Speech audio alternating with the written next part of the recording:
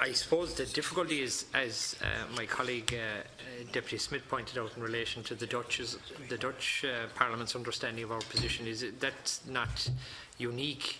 I understand from meetings that Fianna Fáil members had with some of the Sicilian parliamentarians and the Italian parliamentarians that they actually thought Ireland was leaving because Northern Ireland was leaving.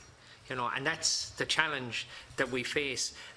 Malta had some understanding, but in reality, like it requires a lot of education, because obviously there's so much going on and information sharing and laying out our position. I think that's one of the big challenges that the government have, is while Theresa May has made her statement, we need to make the asks and say, what do we want? And obviously Deputy Sherlock's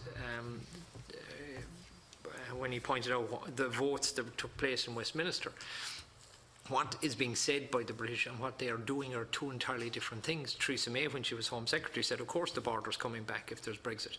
Then she becomes Prime Minister and she says, of course, there will be no return to the hard border. Then she says it's going to be as frictionless as possible. And, you know, we have the Secretary of State, Brokenshire, saying no special deal for Northern Ireland. And the lack of understanding in Westminster could be put in the following way, while they were trying to emphasise the importance of Northern Ireland in terms of the impact of Brexit in Northern Ireland.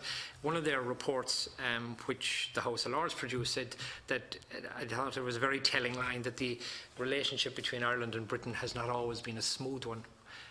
Would have to be the greatest understatement of diplomats in the history of the state.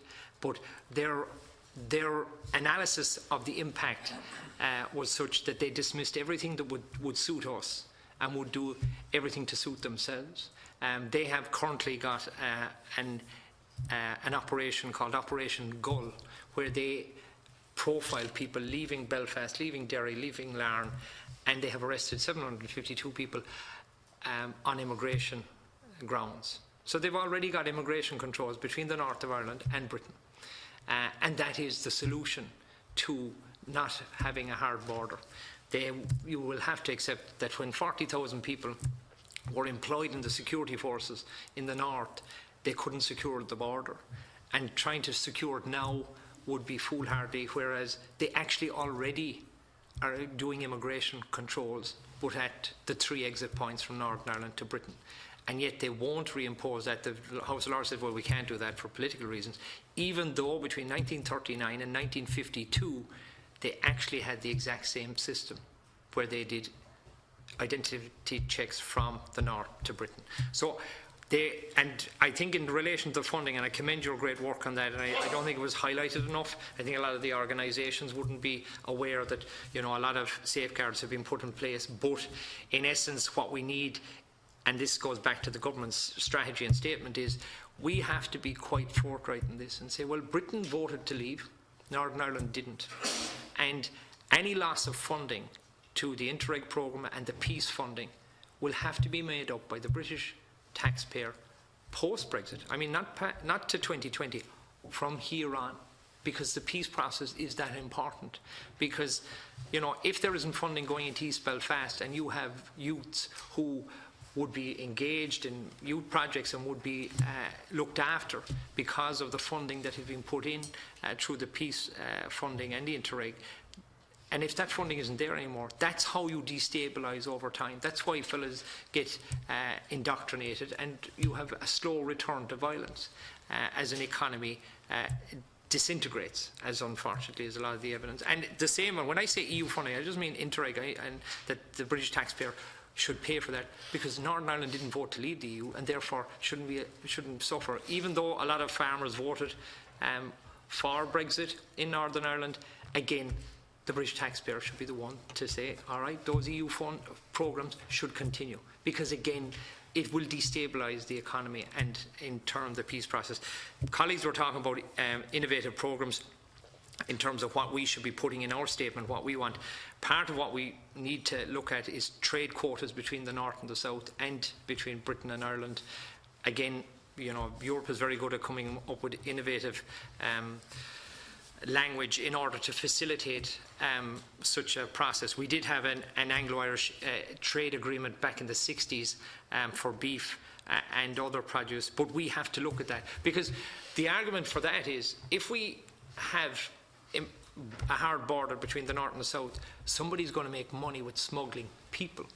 It's an anti-criminal measure as well, that we don't want to have these border checks, because if we have border checks, someone's going to make money getting around it. The same with customs checks, people will make money getting around it. So if you have a trade quota, then you have some chance of saying, well, look, we can continue to trade, because obviously east-west trade is very important with us. And then again, an issue that's actually coming up under correspondence is analytics. This is such a huge project. I mean, Brexit for Ireland is a huge project.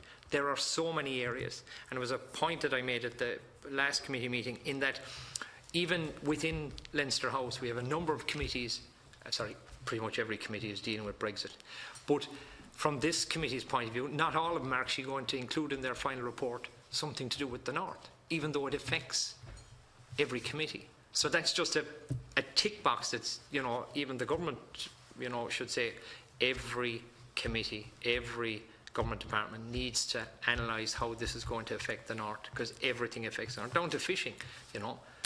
What are we going to do with the Navy? How are we going to patrol European waters when Britain leaves? So getting analytics done in relation to the best of brains to assist the government from outside and bring them in and say, this is how you actually structure to ensure that every issue that you want to address for Ireland is done, including reaching out to the Italians and the people in Malta and saying, actually, we're not leaving. And this is our 5 key issues, or 10 key issues. And lastly, in relation to the Good Friday Agreement and opportunities to ensure that in the event of Britain breaching elements of that, like, we have signed up to the International Court of Justice, but for some reason the only country that doesn't come under that is Britain and the North. Every other country we can take to the International Court of Justice for a breach of an agreement that we have with them, or any grievance we have with them, but the only country we can take is Britain. And when it comes to a breach of the Good Friday Agreement, there is no mechanism to adjudicate between the two sides for a breach. And it looks like even the European Union have pointed out that there appears to be a breach of the Good Friday Agreement, and now we have no one to decide upon. So it might be something the government need to look at, and that the North will be brought and Britain will be brought into the remit of the International Court of Justice. And I'd like to thank the Minister for coming into the House and outlining all of the stuff that he has been doing in the background in this. But it is a huge challenge for the government and for the country, just to understand the scope of it. And literally all the problems, because every time you think of a problem, there's another one underneath it.